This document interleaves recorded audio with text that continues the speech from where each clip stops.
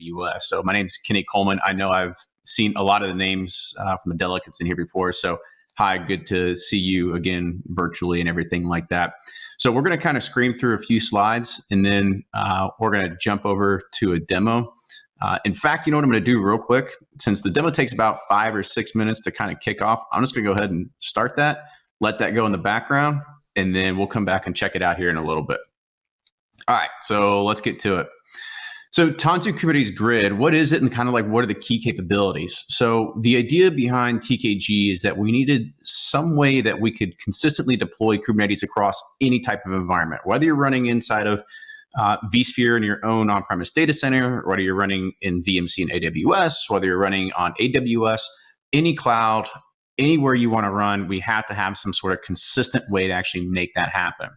At the same exact time, we know that over the years of just the iterations of what it's been like to actually make Kubernetes installation seamless, it's been tough. I mean, that's why you have Kubernetes the hard way. You've got kubesgrid, you've got kops, you've got all these different types of services that are out there.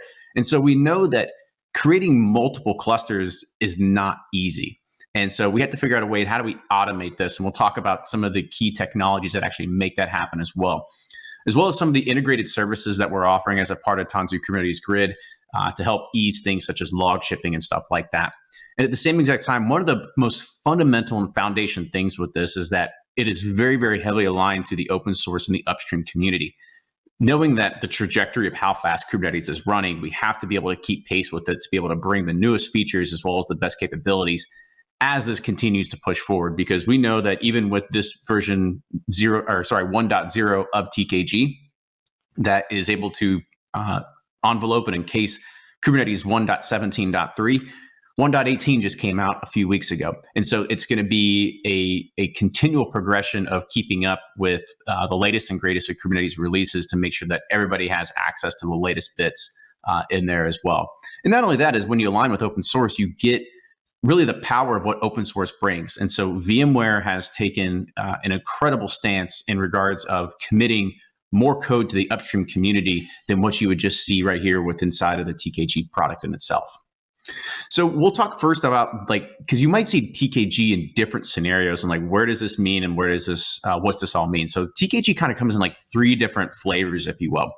First is you have TKG on any infrastructure. This means that we run it as a CLI that hits a set of VMs, and it's all running on top of vSphere in virtual machines, just as you would expect. I mean, it just looks like a set of virtual machines in there. And so today it's supported on 6.7U3 natively with inside of AWS utilizing EC2. We also have VMware Cloud on AWS, which is 6.7U3, and we have some sporadic edge deployments inside of there as well.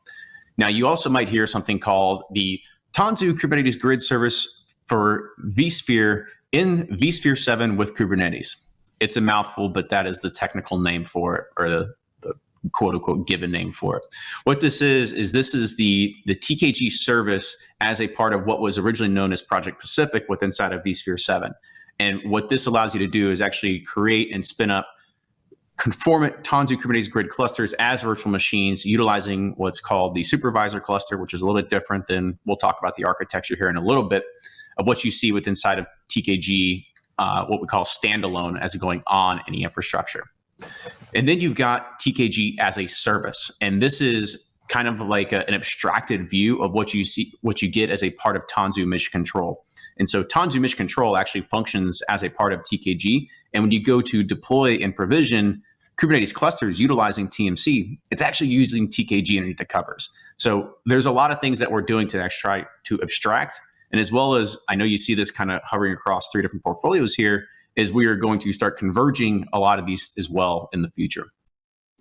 So next, we're just going to look at some of the personas that we see with inside of TKG. So going from left to right here, it's going to kind of come from more hands-on to completely hands-off. So when we say on an infrastructure, this is really geared for people that have sort of a real engineer mentality. You feel like getting dirty with the CLI. You really just want to go ahead and just build it, right? It's just another tool in your toolbox of how you can instantiate and use and build Kubernetes clusters. And we get in the middle within vSphere 7 with Kubernetes, this is going to achieve more of that native vSphere experience that a lot of VI admins would typically see or typically be used to. And so you have the ability to have a lot of tightly integrated products with NSXT and so on and so forth, because it is part of VMware Cloud Foundation.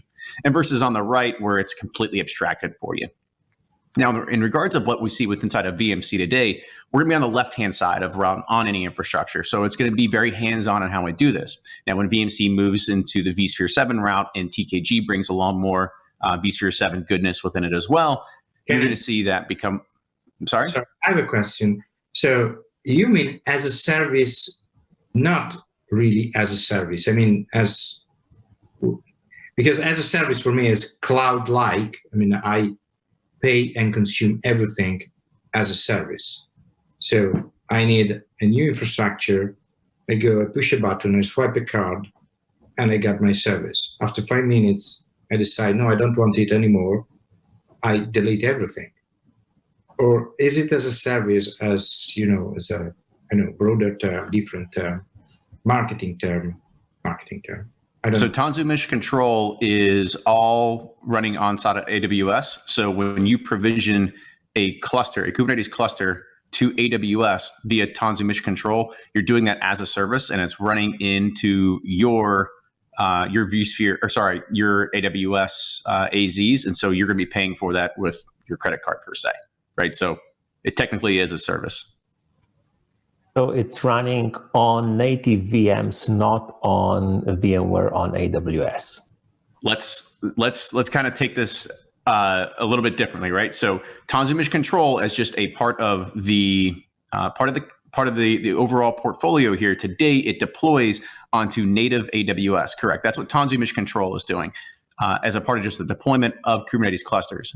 There will be integrations now for vSphere components is more going into it, but we'll also talk about what Tanzu Mission Control can do as attaching, because it gives also a global view of anything that you run on vSphere or VMC. So Tanzu Mission Control still has a visual component into this portfolio as well. Is it only because the naming is totally confusing? So I'm asking not only to Kenny, but to everybody, because it's 2-3 months that they're talking about Tanzu here and there, but still, it's very difficult for me to understand Tanzu Kubernetes Grid, Tanzu Kubernetes Mission Control, and everything else. I mean, maybe I'm the stupid guy here, but I'm just because it's still it's not really clear.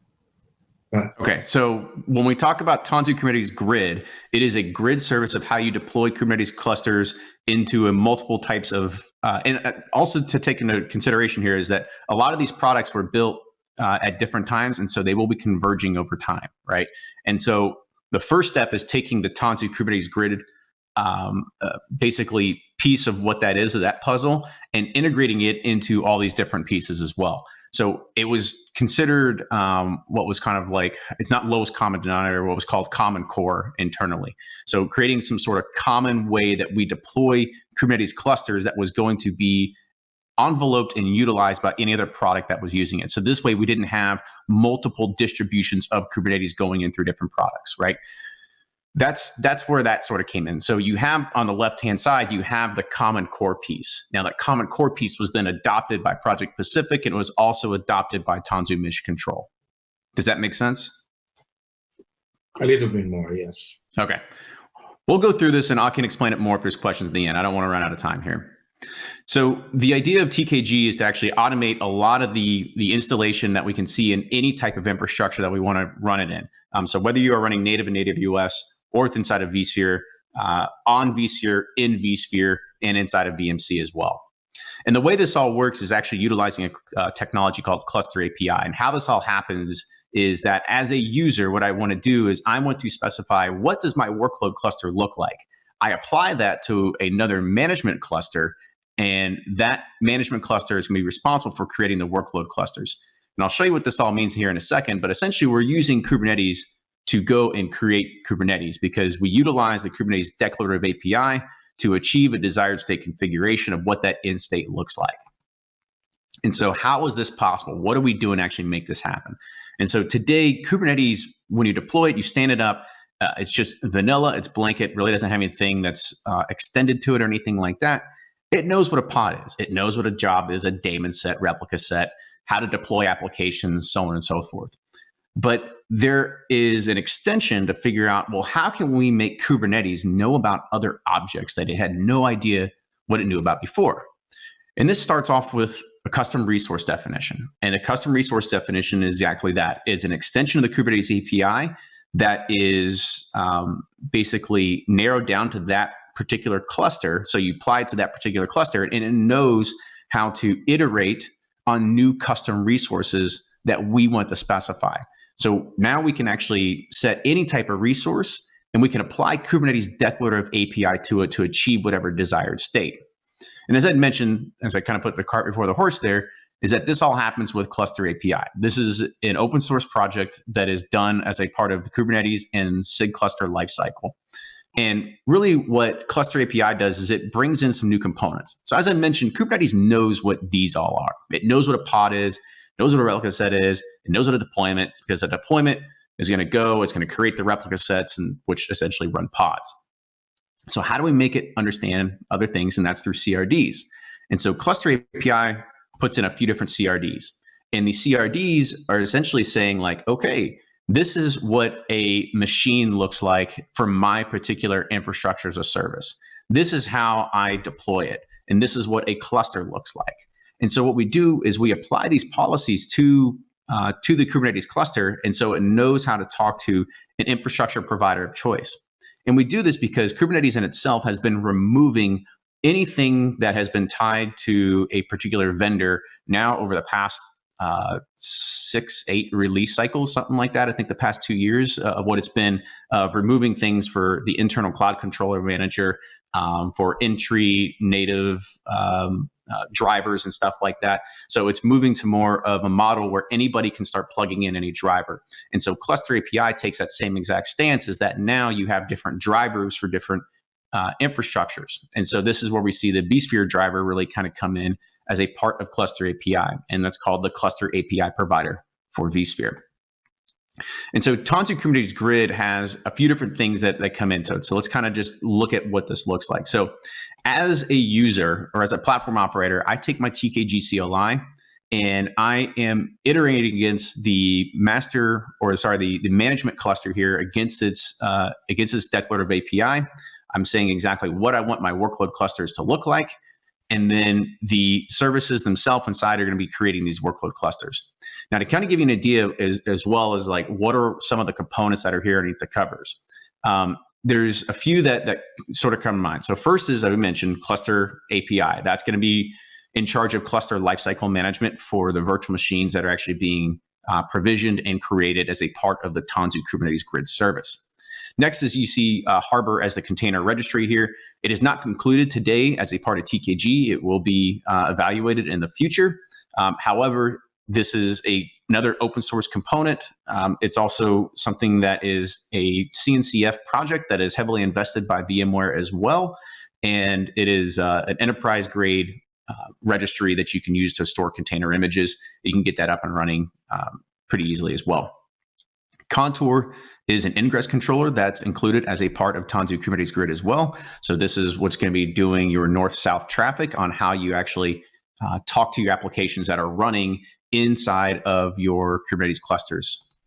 You've got FluentBit, which is going to be responsible for doing log shipping. So what you can do is you can set this to go and provision to your workload clusters, configure it to figure out where the logs are going to be shipped to, spin up an Elasticsearch server or anything like that, or even Elasticsearch Kubernetes cluster, and you can start taking in those logs and be able to visualize them from there as well. KubeADM is also happening underneath the covers here, so that's going to be part of your cluster lifecycle management as well. So this is going to be responsible for actually clustering the clusters together after they're being provisioned. I'll kind of show you what that kind of looks like in a scenario or the workflow here as well. It's also KubeADM is another project by SIG Cluster Lifecycle.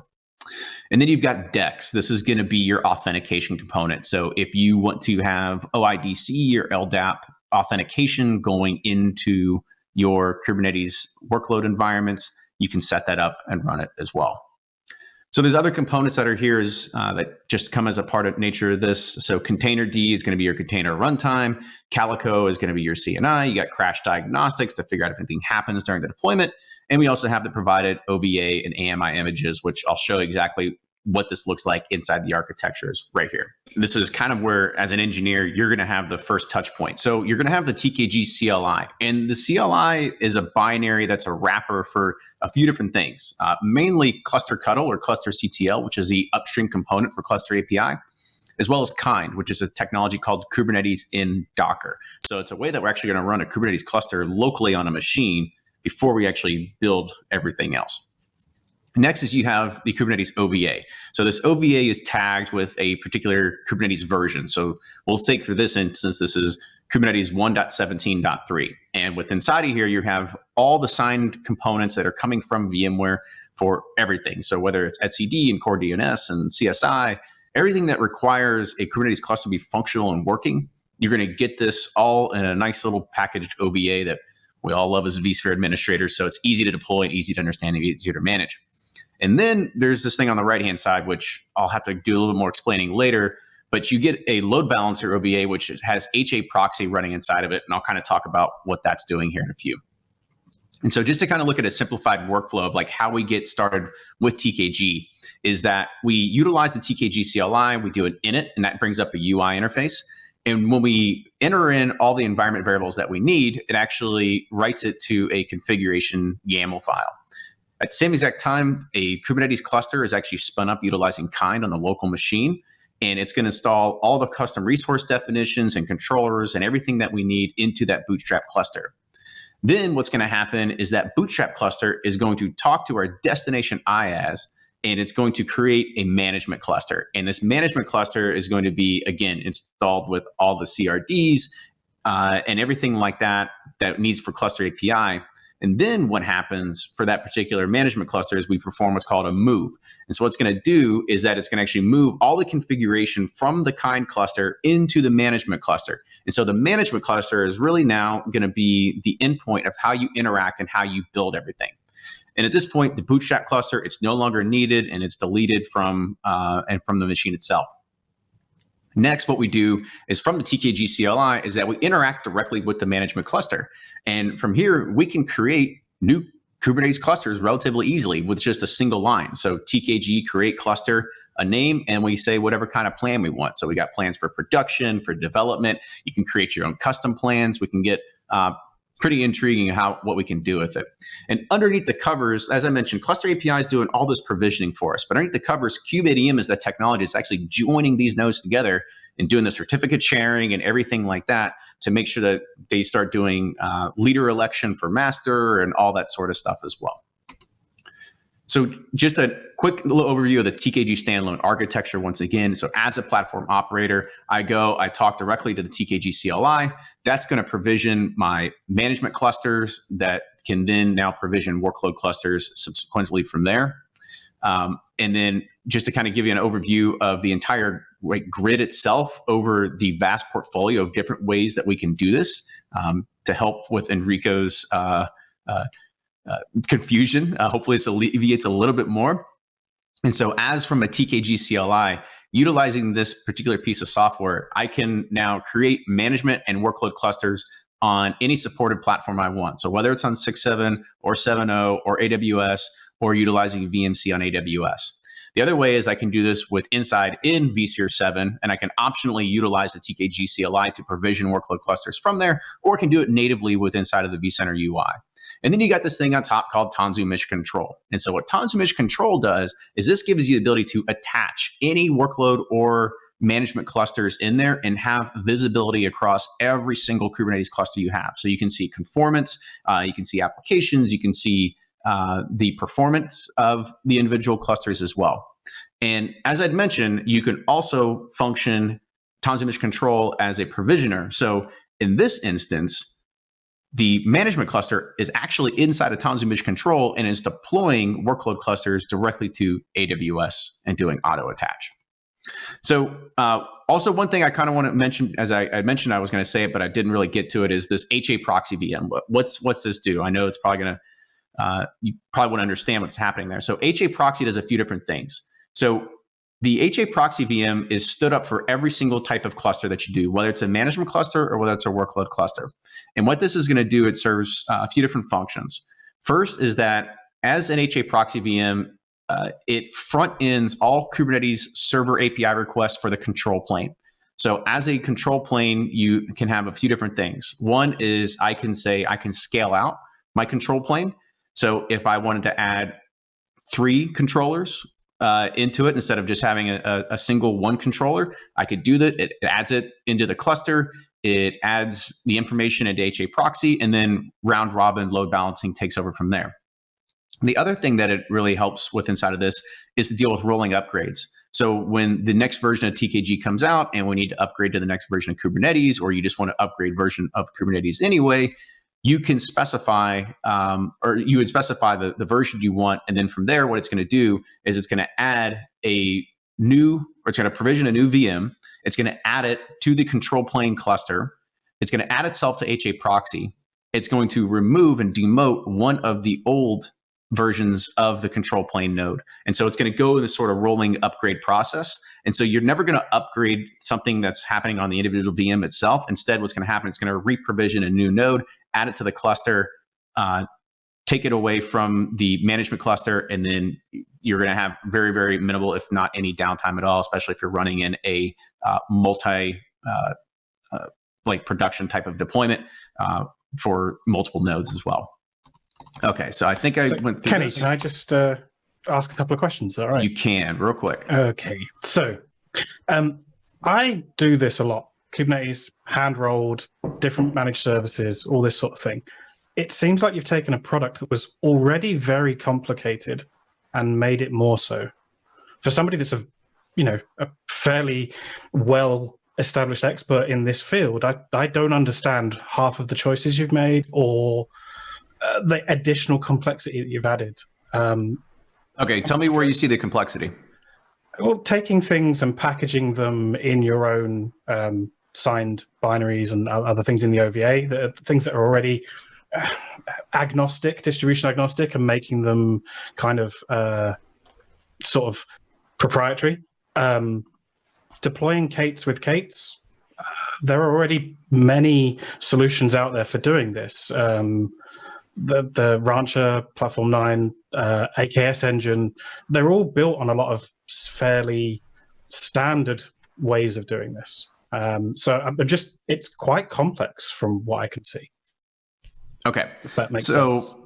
So Kubernetes is complex, right? So you've been around it for a while, so you know that there's plenty of tools out there, and it's hard to find one that's doing it right, correct? Yep. Yeah, I agree. Have you been involved with Cluster API at all, or seen it or anything like that? Yeah, I have a little bit of work in there.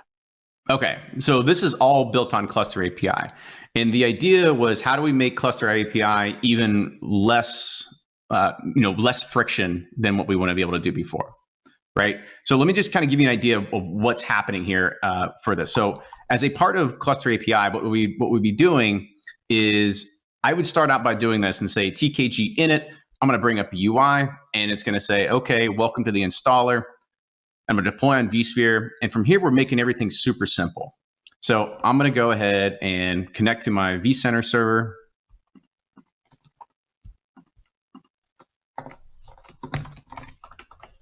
And then from here, it's going to get relatively easy to see how this all actually works.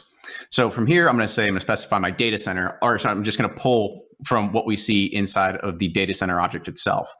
This is all just with inside of here. So you can see it's just pulling the data center object. Next, I would just put in a public SSH key that I'd have. This allows me to SSH into any node using the capv username if I wanted to do that down the line here. Next, I'm setting the control plane settings. And this is really just a t-shirt size. And the development says it's going to have one load balancer, one control plane, one worker node. And the production side is the same exact thing, except it's going to have 3 control plane nodes instead of just 1. So I just set this. And the other thing that I should notice is that I'm already imported in the 2 virtual machines or the 2 OVAs that I required beforehand. So my HA proxy VM, as well as my Photon image that had all the components that are needed to actually deploy the Kubernetes cluster in itself. I can specify a name if I wanted to. click next. Now the resource pool is going to be the endpoint. This is essentially saying, where do you want this cluster deployed with inside of your particular data center that you've specified inside of vCenter.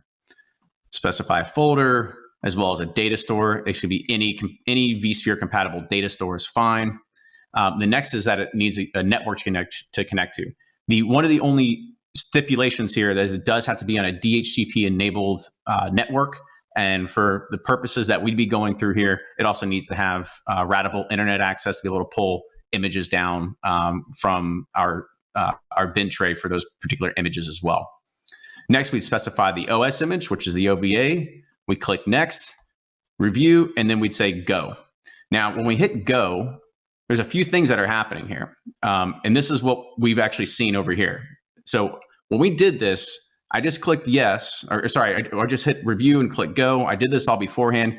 This whole process takes about 10 minutes, maybe 15 minutes if you got a slow network connection. And what it's going to do, it's going to spin up the local kind instance on my laptop. It's going to install the providers.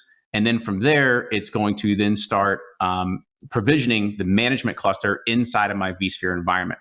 Once it's provisioned inside my vSphere environment, it's going to move all the cluster objects from the Bootstrap cluster to the management cluster.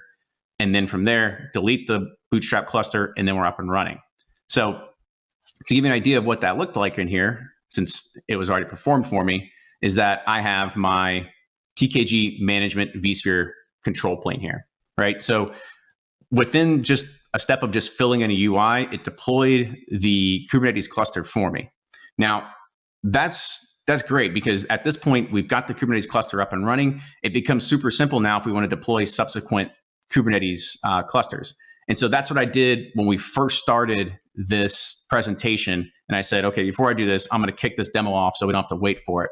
And I said, okay, so within one command, I said, TKG, I'm going to create a cluster, call it tech field day 7. I'm going to set the plan as dev. I'm going to go ahead and modify it a little bit to have 3 worker nodes. Click go and let it do its thing. So coming over here, we can see that right now we've got the control plane, the load balancer, the 3 worker nodes up and running.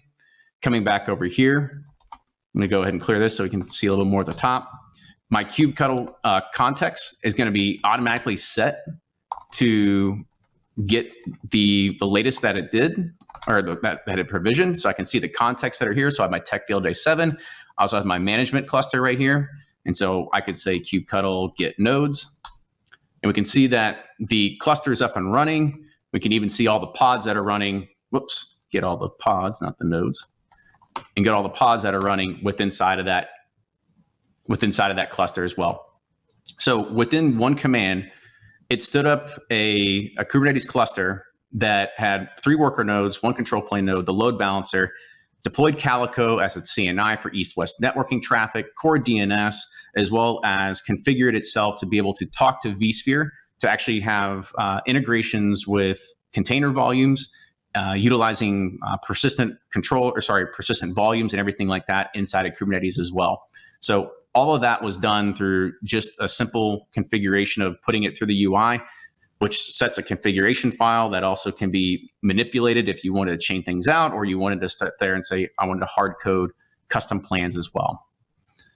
I know it was a lot to go over in just like 30 minutes. And so when I said that we had started this, so it actually takes about somewhere around 7 minutes to 8 minutes on average, sometimes less than 5 to actually provision a Kubernetes cluster directly from here. On the provisioning side, I had a quick question. On the networking for provisioning side, I noticed there wasn't, were you pre-provisioning or pre-allocating a network configuration in the beginning for it to operate? Because if you're going across stretch for management clusters across multiples, I'm assuming you're using Calico to just do the BGP to enable exposing each one of the clusters appropriately for them to be able to find services for service discovery. Right? So TKG and Cluster API, and really Cluster API, as I mentioned, is the workhorse underneath this, is that it requires a DHCP-enabled port group for all these virtual machines to live on. And so once the virtual machines live on those particular port groups, and these worker nodes can talk to one another, yes, Calico will take care of east-west traffic. It is responsible for making sure that you are providing an environment that these can be deployed and they can be basically created as a cluster utilizing kubeadms, because kubeadm will know where these virtual machines get deployed, and it's going to get their IP addresses and start doing everything underneath the covers to make it a conformant cluster. Okay, but is Tanzu actually doing the overlay network portion? That's what you were specifying in the beginning there with the 100.64. Is that the overlay management portion, or is that the actual inline addressing schema for each one of the actual deployed clusters? So that is it's a pod cider. That's all happening inside the cluster in itself, and that is all just a function of Calico. And that's why you can have overlapping IP address ranges right there if you really wanted to, because it's all just contained within inside the cluster, because it's all just doing east-west traffic with inside of the management cluster in itself. As I'd mentioned before, if you want to do north-south traffic, you'd be looking at provisioning, utilizing something like NSXT to provide a load balancer service, or something like F5, or you'd be using Avi, a lot of these different components. Or HA proxy.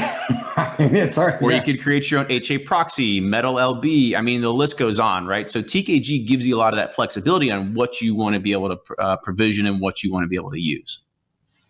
Okay, so it's only being used for the cluster components that are being built out there, whether management or actual infrastructure workload clusters, it doesn't matter. Correct. Okay, all right. I just wanted to make sure I understood what the UI was telling me there. And is there a reason you're choosing the 100.64, or is that just because that's reserved for for doing carrier grade NAT for service providers? And that's actually an RFC. It's like 6598. So yeah, you don't think my environment's a carrier grade for service providers? It's carrier grade NAT. I'm just messing with you. No, I'm just messing. No, so if you look in some of the documentation that's out there in the open source world, it's something that's been readily used and specified out there. I believe you can go to the Calico docs and check it out too. Yeah, because no one wants to touch RFC 1918 space because it's all... Anyway, all right, cool, fair enough. And Kenny, the TKG, the initialization of clusters and all that can be fully automated, right? I mean, obviously it's command line, but is it idempotent, or did we not care at that point or anything like that? What do you mean? Because what we just saw right now was basically completely automated with a single, the command. Yep. Well, a single command. Yeah. Yep. And then, we can control more lifecycle components in here as well. So we want to say TKG, just to give you an idea what's inside the help version here, what we can do. So if we wanted to, we could scale this. So TKG scale, if I could type it correct, cluster, tech field, day 7, workers. Where do you want to go, up or down? Go down. Go down? Okay, well, let's just take it down to 1 worker. So this is going to go really fast. See if we can catch it while it goes. So as we can see, it just sent the command. It's already deleted the virtual machines, right? Yeah. So spinning up or taking down and spinning up goes relatively quick. So if you can tell, taking it down went pretty quick. Yeah. Spinning up would just take a few minutes because it's got to reprovision, basically clone the OVAs and kind of get it going. But now I can say kubectl get nodes, and we can see that it's down to those particular 2. Yeah, I'm just thinking like from an initial kind of a provisioning in a pipeline. Maybe I want to define in my configuration. Let's say I'm using a YAML file that defines what my network looks like. I need to have all these Kubernetes clusters defined and built out. As far as TKG comes into play, building the temporary cluster and then moving stuff out and et cetera, how does that, I assume I can get JSON payloads and things like that back and forth and be able to determine whether that environment already exists. If it doesn't exist, can I provision it? I'm just taking it down that path.